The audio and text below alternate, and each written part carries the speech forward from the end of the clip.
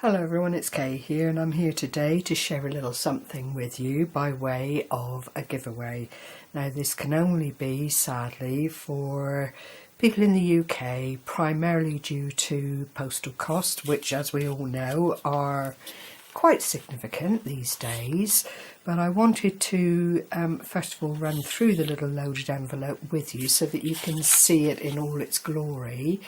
And also because there's a Tamika who is Scrapdaworld style giveaway in the box. Now I say Tamika style, it's because I was watching her video and she was doing a lovely series of videos for racks and swaps and that kind of thing, and she was just showing how she particularly did things, and she presented one idea that I absolutely fell in love with. Now it won't suit everyone, particularly if you are a Stampin' Up monster and you have lots and lots of stamps and punches and that kind of thing, but it would suit people perhaps who just like to receive a little gift that has a helpful strain running through it.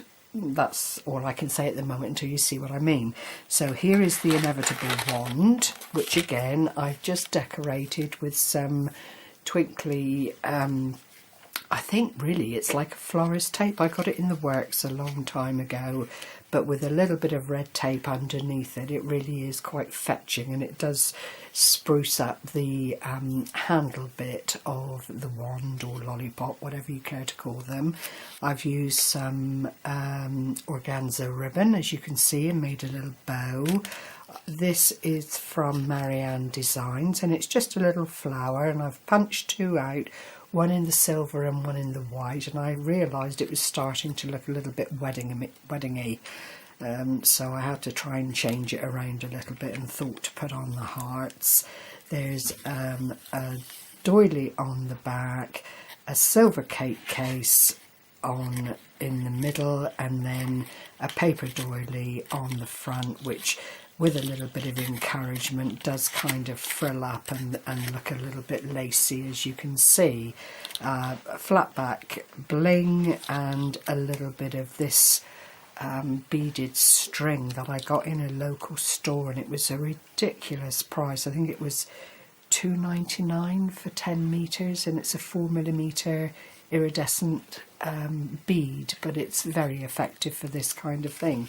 So that's one component of the envelope, and if I take the other things out you'll see, and we can talk about the envelope as it stands. Now this is little snippets, Jer's idea of an all-in-one virtually envelope, and she does a beautiful tutorial on it.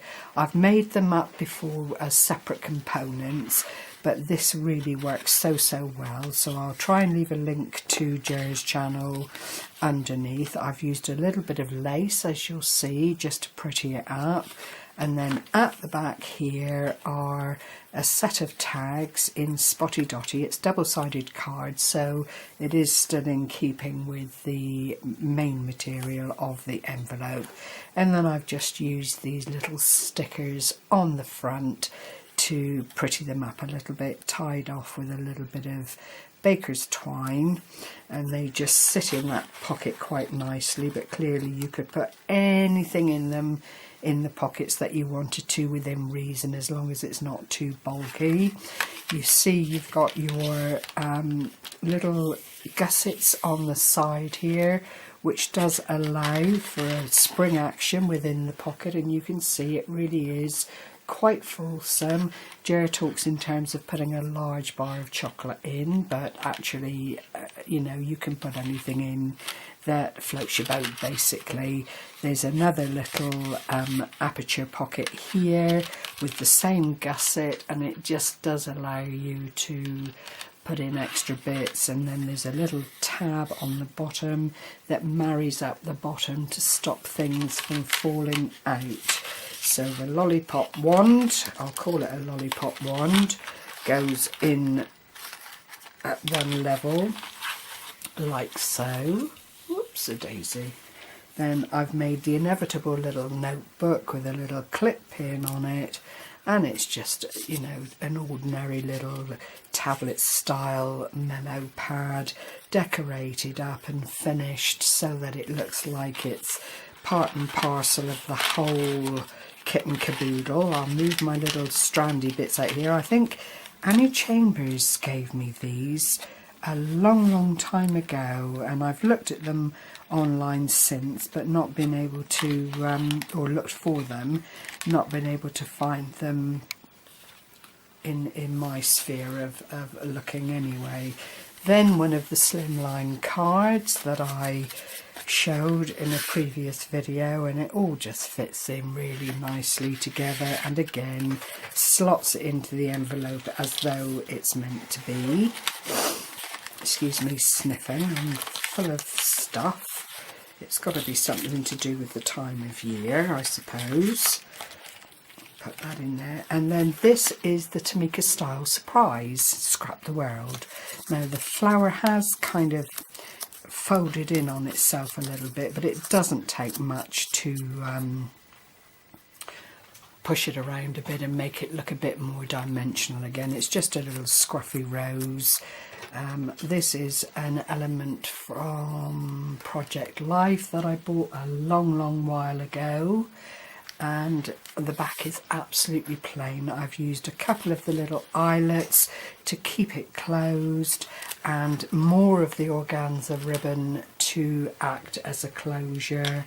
And then inside is this lovely waterfall of cutouts from punches, stamping up labels and more labels, and they all are stuck into the little booklet with just two glue dots. They've been waterfalled so that they're staggered, and you can just organise your bags, your cello bags, just to fit into the space that you've got. I must admit, this was a scrap piece of card that I made the little booklet up in, and I actually ended up having to buy some cello bags to fit it instead of doing it the other way around, measuring my cello bags and then doing a little booklet to put it all into. But if you want to see this done in all its glory, it's Scrapdaworld, who is Tamika. She is a prolific crafter, very clever, and has these wonderful ideas. I'd not seen anything like this before, and being a bit of a waterfall person, I do like to use the waterfalls in albums and things. It just seemed right to take it that step further. Clearly you could put in pretty much whatever you wanted to your little gift baggies. I just knew I wanted to keep the weight down a little bit, but you could put in flat back pearls, some, you know, resin pieces, whatever you've got to hand really, and I think it makes it a really acceptable little gift for someone. I'm going to try and measure. I'm going to ruler here again, sorry. Now that is probably about 10 inches across, and it's, roughly speaking, don't quote me, just to give you a bit of an idea, 5, and that's probably about 7.5 in length, which would be in keeping with the size of the bag. And then all I did was find the middle and score either side of the middle to create the gusset, added some DSP onto that and just glued it down, made a little decoration from the front using bits and pieces of card that didn't scream with the bag, and that is it in a nutshell. The rest is how you put together your little gifty components, and it takes just a second or 3 to do a nice little topper for each of your cello bags before you anchor them down, as I say, with the glue dots to make a rather nice gift. So if you would like this little gift, please leave word underneath the video, count me in, whatever you'd like to say to indicate that you would be interested in being put in the draw for this little gift, and I will draw it next week once the snow clears and I'm able to